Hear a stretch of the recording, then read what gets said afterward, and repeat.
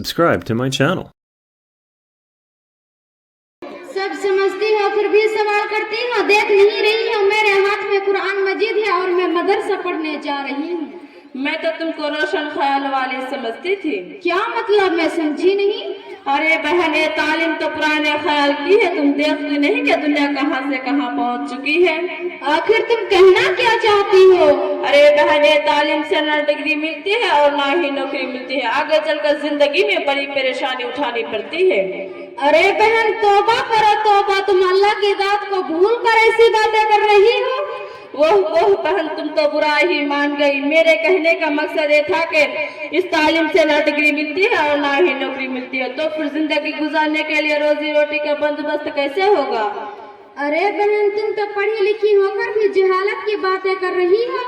आओ मैं तुम्हें बैठ कर समझाती हूँ।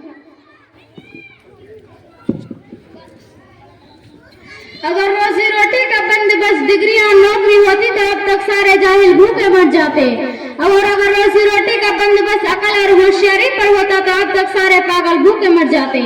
लेकिन ऐसा नहीं है, हर एक की रिस्क की जिम्मेदारी अल्लाह पर है। वो जिसको चाहे बेमिसाल दौलत दे और बेमिसाल रिस्क दे। तो अल्लाह ताला एक जगह पर साफ साफ फरमाया है। क्या फरमाया है, जरा हमें भी बताओ। तुमको पता नहीं कि अल्लाह ताला फरमाता है, हर एक की रिस्क की जिम्मेदारी मुझ पर है, खवा वो किसी भी जात का हो। तो जब रिस्क की जिम्मेदारी अल्लाह पर है तो हमें डिग्रियों और नौकरियों पर भरोसा करना नादानी और जाहिलियत नहीं है तो फिर क्या है। तो हमें सबसे पहले उस इल्म को हासिल करना चाहिए जो हमारे लिए जरूरी है। तो क्या इल्म दीन हासिल करना सबके लिए जरूरी है? हाँ, इल्म दीन हासिल करना हर एक के लिए जरूरी है, क्योंकि आप सल्लल्लाहु अलैहि वसल्लम ने इरशाद फरमाया, तलबुल इल्म फरीजतुन अला कुल्ली मुस्लिम। इल्म हासिल करना हर मुसलमान मर्द और औरत पर फर्ज है। इल्म हासिल करो चाहे तुमको कितनी ही दुश्वारी उठानी पड़े। जबकि तुम कॉलेज में बहुत ज्यादा पढ़ी होगी, जरा एक तो बताओ कि हमारे रसूल सल्लल्लाहु अलैहि वसल्लम पर कौन सी किताब नाजिल हुई और उसमें कितने पारे हैं? मुझे दीन के बारे में कुछ मालूमात नहीं। मुझे मालूम नहीं कि हमारे रसूल सल्लल्लाहु अलैहि वसल्लम पर कौन सी किताब नाजिल और उसमें क्या किया है। अस्तगफिरुल्लाह, अफसोस सदा अफसोस तुम पर और तुम्हारे माँ बाप पर कि तुझको ये भी मालूम नहीं कि हमारे रसूल सल्लल्लाहु अलैहि वसल्लम पर कुरान मजीद नाज़िल हुई है। और ज्यादा शर्मिंदा मत करो, असल में एक कोताही मेरे माँ बाप का है कि उन्होंने मुझको स्कूल और कॉलेज में बहुत पढ़ाया लिखाया और खूब रुपया लगाया, लेकिन दीनी तालीम से बिल्कुल महरूम रखा। अच्छा, अल्लाह ताला उन्हें हमेशा हमेशा अच्छा रखे। अच्छा हुआ कि आज तुमसे मुलाकात हो गई तो मालूम हो गया कि हम मुसलमान हैं और हम पर क्या क्या चीजें फर्ज है। बहन, मैं तुम्हारे एहसान कभी नहीं भूलूंगी। अरे बहन, इसमें एहसान की क्या बात है? नबी करीम सल्लल्लाहु अलैहि वसल्लम फरमाता है, बल्लिगु अन्नी वलौ आया, दीन की बात दूसरों तक पहुंचा खवाओ, ये की आयत क्यों ना हो। अच्छा बहन, एक तो बताओ कि उस तालीम इल्म दीन हासिल करने से, उस पर अमल करने से क्या मिलता है? बहन, इल्म दीन हासिल करने से और उस पर अमल करने से अल्लाह ताला खुश हो जाता है, और अल्लाह ताला जिससे भी खुश हो जाता है तो उसे जन्नत में दाखिल कर देता है। जन्नत क्या है?